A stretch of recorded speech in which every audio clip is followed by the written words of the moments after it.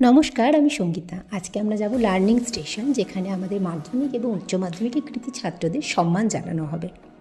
সম্মান জানানো হবে তাদের আগামী দিন যাতে আরও সুখকর হয় তার জন্য তাদের ছোট ভাই বোনেরা নাচ গানের মাধ্যমেও তাদেরকে আরও উৎসাহিত করছে।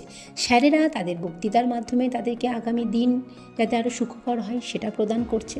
এটা বলতে বলতেই আমাদের মাধ্যমিকের এবছরের তৃতীয় এবং মেয়েদের মধ্যে প্রথম পুষ্পিতা বাসুরি এসে উপস্থিত তার বাবা মায়ের সাথে। তার শ্রদ্ধেয় বাবা মা আজকে তার মেয়ের জন্য গতিশীল প্রক্রিয়ার মতো বিকশিত হচ্ছে। তাদেরকে সম্মান জানিয়ে নেওয়া হয়। আসলে আমাদের প্রত্যেকেরই একটা জীবনে এম থাকা উচিত, যে এমটার জন্য আজকের জীবনটা আমি সুন্দরভাবে বাঁচতে পারবো।